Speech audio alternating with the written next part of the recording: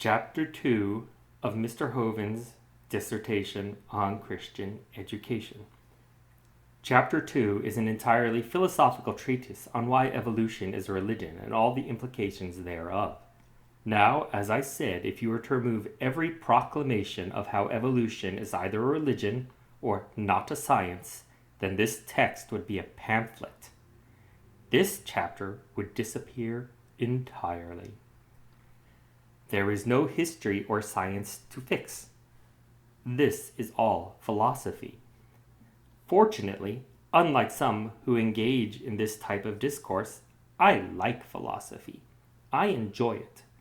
So I will actually address his comments on religion and science from a philosophical point of view. As an added bonus, this is the chapter where he actually tries to touch on what is the subject of his alleged dissertation, which is supposed to be Christian education. Like last time, he got it wrong from the start. It has long been my contention that evolution is just another religion. There is no empirical evidence to back it up, so it is certainly not part of science. The evolutionists say that man made God instead of God making man. Of course, it stems from what he often says about evolution, based on him actually not knowing or deliberately saying otherwise. Science, in all fields, has nothing to say for or against the existence of deity. This is a question for the philosophers, and some do indeed say that man made God instead of God making man. The thrust of his argument is that since he believes evolution is a religion, it should not be taught in schools on the basis of not teaching religion. Then he leaves us 4 options. Teach both, teach neither, teach one, teach the other. Now, for the sake of argument, let us examine his teach both position. That is a form of false dichotomy, although technically he lists 4 options. For his teach both option, it would be necessary to expand it to teach all: Islam, Buddhism, Hindu, Shinto, Wicca, Asatru, and even Scientology. I am fairly certain that is not what Mr. Hovind intends when he says teach both. Luckily for Mr. Hovind, that is not the option he is arguing in favor of. He is in favor of the teach neither option for now. He complains about religion being taken out of schools. He spends half a page just discussing Madalyn Murray O'Hair. Then he devised a plan, not one that he would personally enact, since he counts on others to act for him, whereby refusal to remove evolution from the schools is taken to court on First Amendment grounds. Of course, he wouldn't do it himself, since doing so would be, as discussed in my last video, committing the sin of evolution. How does he manage to define evolution as a religion? This text actually makes that clear. He quotes Webster's dictionary for a definition of religion, noting in particular that it talks about belief in a divine or superhuman power that created the universe.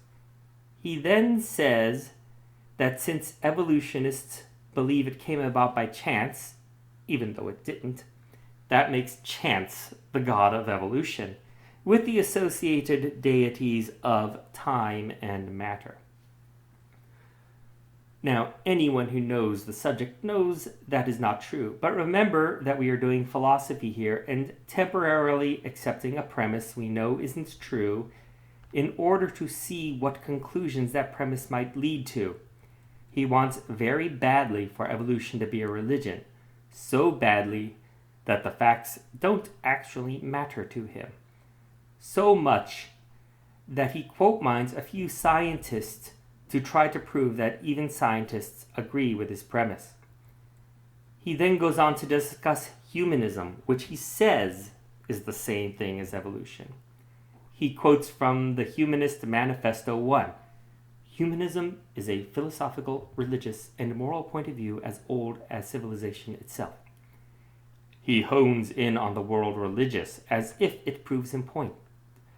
The problem is, it is the wrong word.